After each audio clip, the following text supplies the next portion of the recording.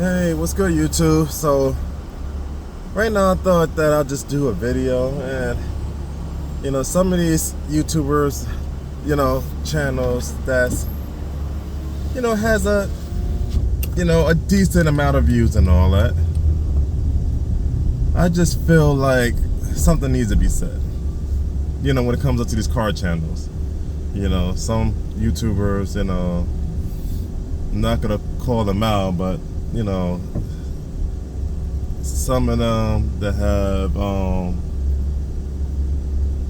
that used to be like car channels, and talking about cars and talking about Dodge and everything, and some YouTubers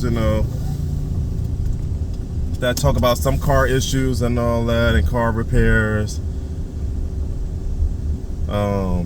I'm here in Florida, and some YouTubers that live in Florida or used to live in Florida, calling them out, because at the end of the day, everybody have different financial means and all that. Some people have money, some people don't. Some people is broke, and some people is like freaking rich and all that, and they just spend their money incorrectly. Like this person with this M3 BMW right here, they may look like they have a lot of money and everything, but they can just barely pay for their payments. You may never know somebody's situation. The reason why I'm calling out these YouTubers is because I watch a lot of their videos, and I've been doing it for years, watching it and listening to their videos and all that. But I have to call them out on it. The reason why I'm calling them out is because when it comes up to car payments, let's just say somebody that can't afford their car payments anymore, they pay for it too high and all that, so they can't pay for the car payments anymore. So now they get their car repossessed. Once you get your car repossessed, there's really no way for you to basically try to go to a regular dealership. If it's Honda, Nissan, Ford, you can't go to these dealerships now and try to get another car where you have a repossession. So that will basically have them, the only way they can really go to is basically buy here, a small mom and pop dealership and all that. That's the only place they can basically go for these repairs. So I just have to call these YouTubers, because at the end of the day, they want, they're telling people like, oh, you need to save up money and all that. A lot of these people is not living in, like living in the city and all. They could be living on the outskirts of the city. You're living on the outskirts of the city, and you may not have transportation like that to get you to the city. Like, there may be, the transportation could take probably an hour or 2 hours to get you to the city and all that. Not including if you have kids on top of that. So yes, some cities and all that is very important. Like New York, yeah, you don't need you don't need a car and all that. You can do transportation, no issue and all that. If somebody doesn't want to use transportation and they want to be bougie and all that, whatever and all that, that's their, that's gonna be their issue. I'm talking about the people that literally, is trying to get work. They found work in the city. I mean, not city, but they found work, but they're in the outskirts and all that, and there's not much public transportation. If it's not much public transportation and all that, they need to get a vehicle.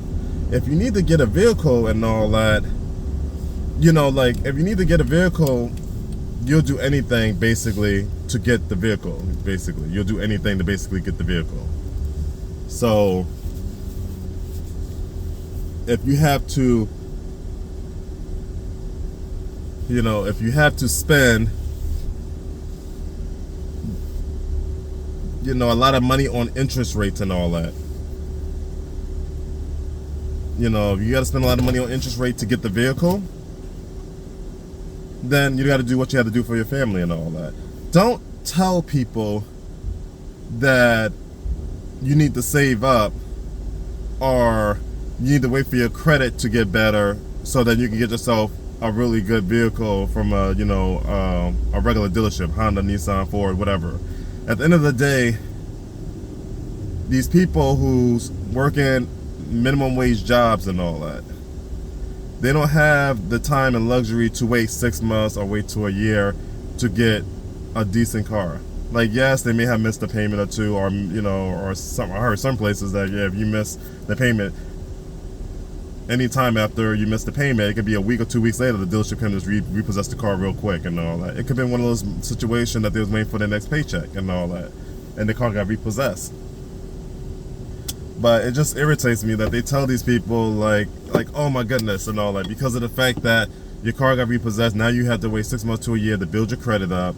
So then, that you don't go to a buy here, pay here. The buy here, pay here is the only one that's going to be able to get you, the car to be able to go to point A to point B to go to work.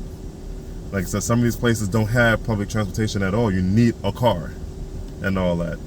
And some of these, like I said, YouTubers that live in these big cities and all that they have public transportation all over the place in the city or in New York and all that. They don't understand that some of these other places that's, rural areas and all that do not have the transportation. If they don't have the transportation, at the end of the day, how do you expect them to go to work? How do you expect them to build their credit up and everything else, and now they don't have a job and all that? Because of the fact that they don't, because of the interest rate.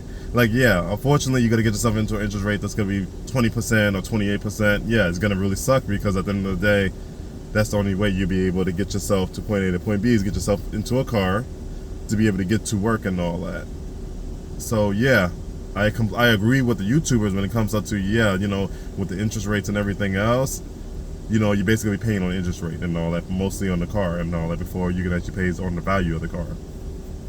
I can understand that, but at the end of the day, people, regular Joes and all that, or James, they have to pay for a car. They have to, be able to provide for their family. So, at the end of the day, I just like this. Like I said, I just want to call these YouTubers, because at the end of the day, these YouTubers that have money and the YouTubers and all that have their car paid off and all that, they just, they're coming at people, the regular Joes, to get their car repossessed, and now they want these people to, to get a better deal, to wait 6 months to a year and basically have no vehicle to be able to get to work.